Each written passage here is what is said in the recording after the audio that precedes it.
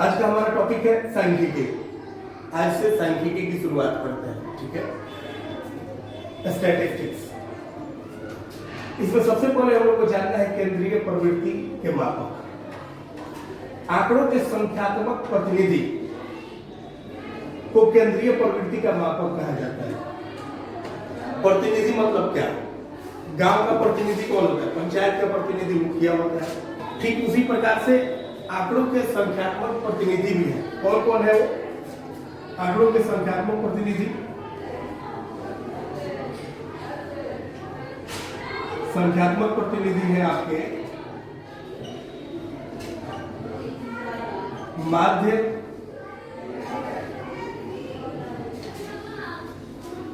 माध्यक और बहुलक। माध्यक, माध्यक और बहुलक, इन्हीं को केंद्रीय प्रवृत्ति का मापक कहा जाता है। और हमें खास तौर पे सांख्यिकी में विशेष रूप से इन्हीं तीनों का अध्ययन करना है, माध्य, माध्यक और बहुलक। आइए तीनों को समझने का प्रयास करते हैं बारी बारी से। तो माध्य क्या होता है? माध्य होता है आंकड़ों के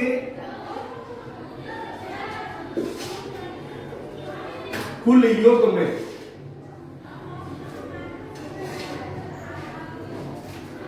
आंकड़ों की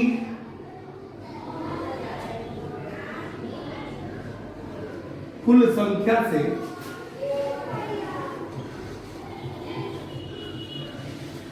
भाग देने पर जो परिणाम प्राप्त होते हैं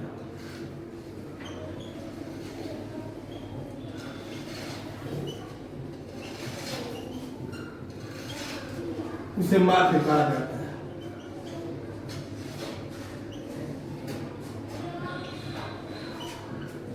माध्य का मतलब क्या हुआ? आंकड़ों के कुल योग में आंकड़ों की कुल संख्या से भाग देने पर जो परिणाम प्राप्त होते हैं उसे माध्य कहा जाता है। जैसे देखिए, अगर आपको निकालना है 1, 2, 3, 4, 5 का माध्य,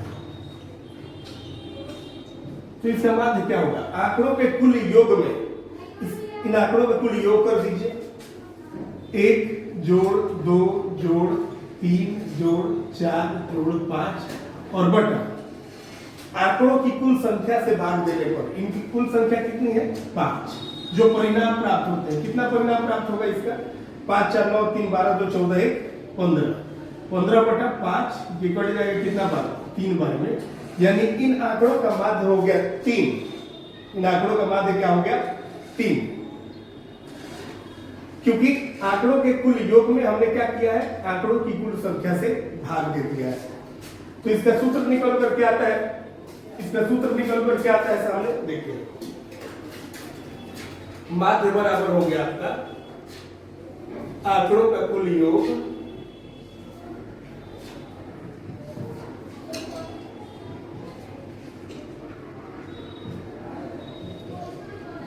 और बटा आंकड़ों की कुल संख्या। आंकड़ों की कुल संख्या, ठीक है। इस सूत्र से क्या करेंगे? हम इन आंकड़ों का माध्य ज्ञात करेंगे। एक और बात आप लोगों को बता दें, ये जो आंकड़े हैं, जो सिंपल आंकड़े आपको दिख रहे हैं 2, 3, 4, 5, 6, 2, 4, 6, 8, 10 कुछ भी, इन्हें कहा जाता है अवर्गीकृत आंकड़े। कौन आंकड़े? अवर्गीकृत आंकड़े।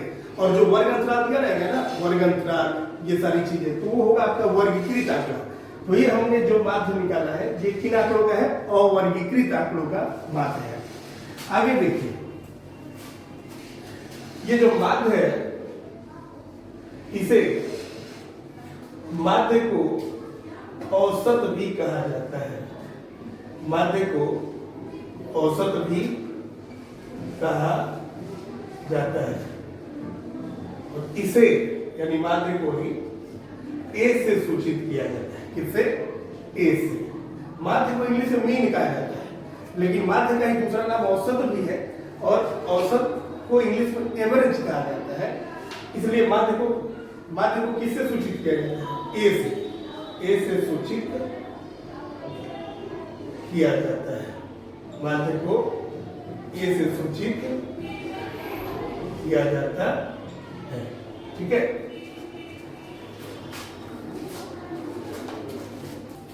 कि प्रथम 5 सम संख्या का माध्य ज्ञात कीजिए। प्रथम 5 सम संख्या का माध्य ज्ञात कीजिए। तो क्या करेंगे आप? प्रथम 5 सम संख्या कौन कौन होता है? प्रथम 5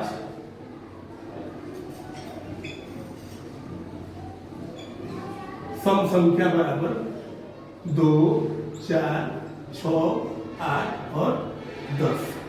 ठीक है, अब अगर आपको इसका माध्य निकालना है तो माध्य बराबर क्या होता है? आंकड़ों का कुल योग। तो आंकड़ों का हम क्या करेंगे? कुल योग कर देंगे। 2 जोड़ 4 जोड़ 6 जोड़ 8 जोड़ 10 और बटा आंकड़ों की कुल संख्या। टोटल संख्या कितनी? 5 है ना, तो सबको जोड़ दीजिए।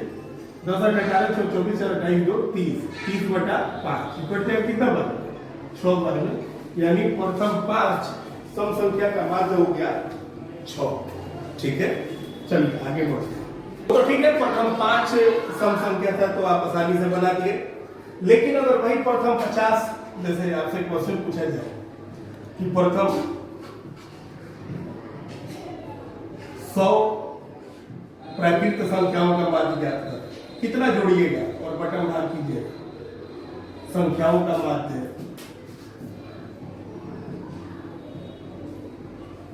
प्रथम 50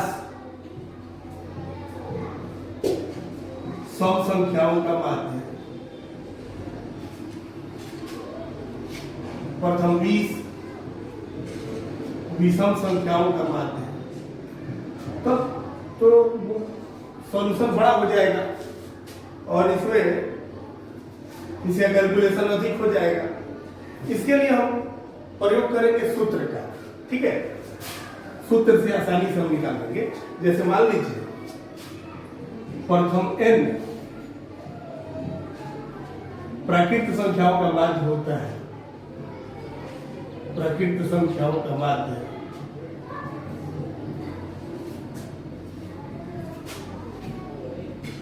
n + 1/2, n + 1/2।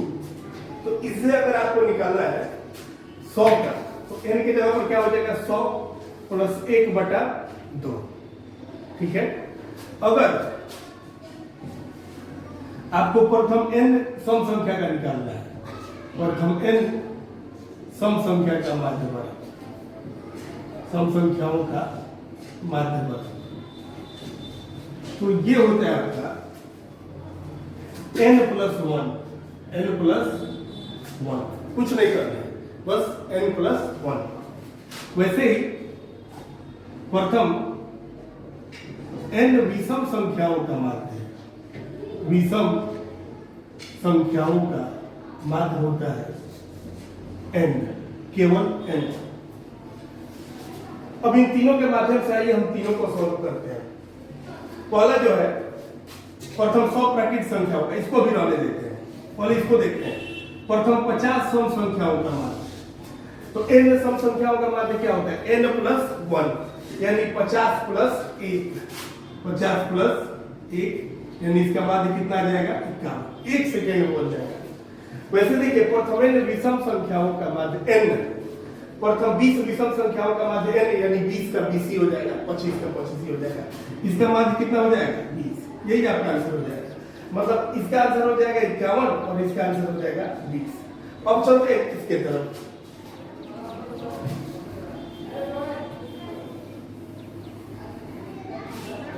प्रथम 100 प्राकृत संख्याओं का माध्य, तो देखिए प्रथम n प्राकृत संख्याओं का माध्य क्या होता है? n + 1/2, n + 1/2, यानी 100 + 1/2।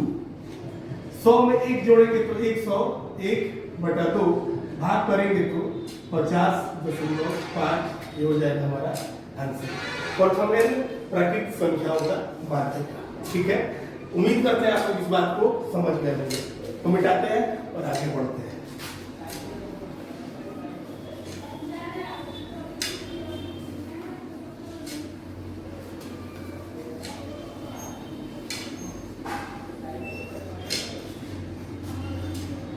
अब चलते हैं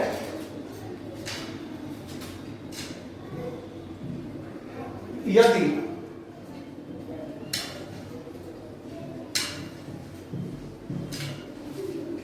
बराबर अंतराल पर संख्याएं हैं, उससे भी आसान तरीका, बराबर अंतराल पर संख्याएं हैं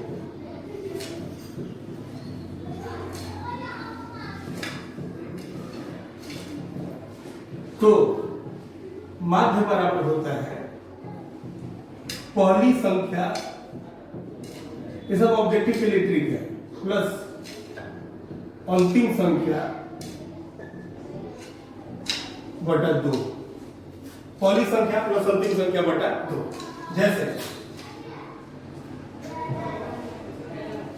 10, 20, 30, 40, 50 का माध्य अगर आपको निकालना है तो बराबर अंतराल पर है, 10-10 पड़ रहा है। सम में भी बराबर अंतराल वाला ट्रिक लग जाएगा, विषम में भी बराबर अंतराल वाला ट्रिक लग जाएगा, प्राकृत में भी बराबर अंतराल वाला ट्रिक लग जाएगा। इसमें क्या करेंगे, पहली संख्या प्लस अंतिम संख्या, पहली संख्या क्या है 10 और प्लस अंतिम संख्या क्या है 50 और बटा 2। 50 10 60 बटा क्या होगा 2 हो गया। तो 60 में 2 से भाग करेंगे तो कितना होगा 30 होगा। ठीक है, ये हो गया ट्रिक से कि बराबर अंतराल पर संख्याएं हैं तो माध्य बराबर पहली संख्या प्लस अंतिम संख्या बटा 2। आप जो फॉर्मूला जानते हैं कि आंकड़ों का कुल योग बटा आंकड़ों की कुल संख्या, तो उससे भी बनाकर देखिए 30 ही आएगा। देखिए कितना ये आएगा 10 प्लस 20 प्लस 30 प्लस 40 प्लस 50 और बटा टोटल कितना है 1 2 3 4 5 50 40 90 30 120 20 140 10 150 और बटा 5 बढ़ जाए कितना बन 30 बन। अगर एग्जाम में कहीं 2 नंबर में पूछ दिया तब तो आप इस विधि का प्रयोग कीजिएगा, लेकिन 1 नंबर में पूछा तो आपको ये विधि का प्रयोग करने की कोई जरूरत नहीं है, या सूत्र लिखने का भी कोई जरूरत नहीं है। आप डायरेक्ट क्या कीजिएगा पहली संख्या प्लस अंतिम संख्या बटा 2।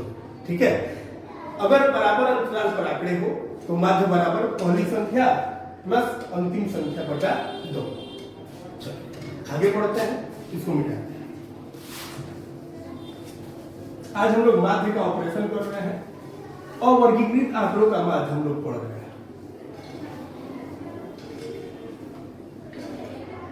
अब चलिए, यदि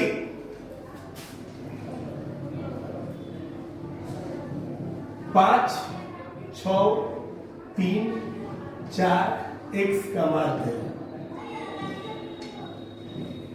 7 हो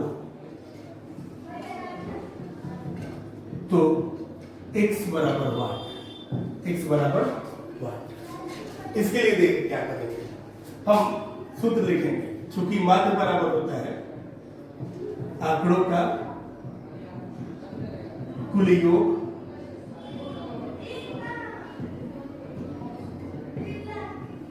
बटा आंकड़ों की कुल संख्या, आंकड़ों की कुल संख्या। आज क्लास के अंत में आप लोग होमवर्क भी दिया जाएगा जिसका आंसर आप लोगों को कमेंट बॉक्स में बताना है। देखिए माध्य कितना दिया है इन आंकड़ों का, माध्य दिया है 7, माध्य कितना दिया है 7। आंकड़ों का कुल योग यानी 5 जोड़ 6 जोड़ 3 जोड़ 4 जोड़ x और बटा आंकड़ों की कुल संख्या टोटल कितने 1 2 3 4 5। कुछ लोगों को लग रहा होगा ये भी तो है, नहीं ये इसका माध्य है ना, ये आंकड़े नहीं है, इन आंकड़ों का एक माध्य है।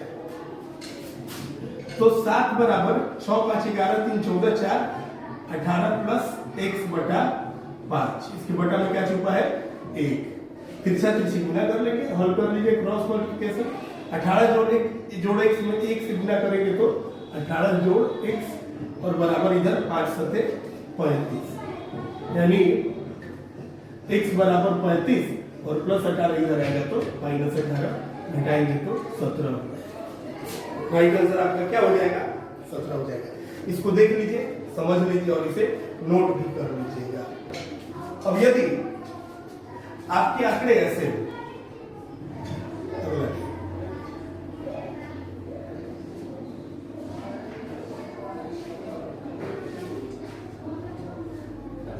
इधर x और इधर y, और x में दिया हो 4, 6, 8, 10 और f में दिया हो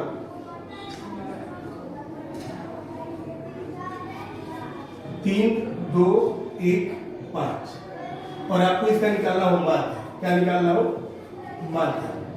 तो देखिए कैसे ज्ञात करें।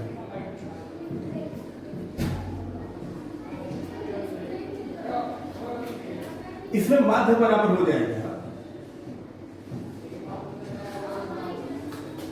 x1 into f1। ये x1 है और ये f1 है, या x2 है या f2 है, या x3 है या f3 है, या x4 है और या f4 है।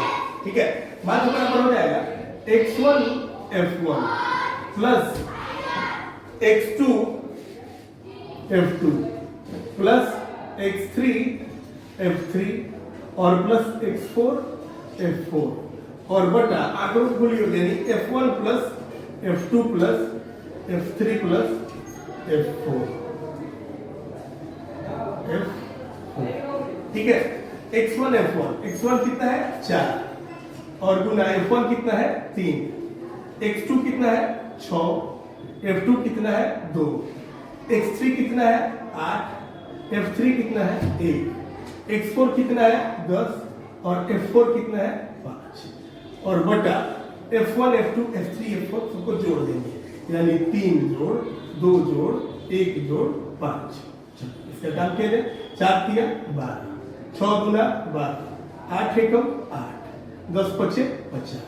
इसको जोड़ दिए, 5 1 6 2 8 3 11। Very good. 50 8 58, 58 12 70 और 70 में 12 जोड़ेंगे तो हो जाएगा 82 और बटा 11। ये कटने वाला होगा तो घटा दो, नहीं तो ये भी आंसर हो जाएगा। यही इसको दशमलव में लाओगे तो 7 दशमलव कितना हो जाएगा? 4 समथिंग आएगा। उम्मीद करते हैं यह भी आपके समझ में आ गया है। अगर यह समझ में आप लोग को आ गया है तो आज के क्लास में हम आप लोगों को दे रहे हैं कुछ होमवर्क, जिसको आप लोगों को कमेंट बॉक्स में बताना है। आपको माध्य ज्ञात करना है।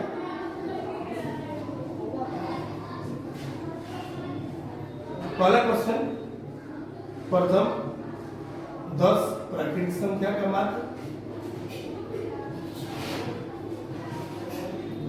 प्रथम 10 सम संख्या का और प्रथम 10 विषम संख्या का। और एक क्वेश्चन और, 3 2 1 x का माध्य 4 हो तो x बराबर 1। इसे क्या करना है आप लोगों को? सॉल्व करने के बाद उत्तर कमेंट बॉक्स में बताने हैं। आपकी प्रतिक्रिया का हमें इंतजार रहेगा। आज की क्लास आप लोगों को कैसा लगा जरूर बताइएगा। मिलेंगे फिर अगले क्लास में इसके आगे के टॉपिक को लेकर के। आज के लिए बस इतना ही। बहुत बहुत धन्यवाद।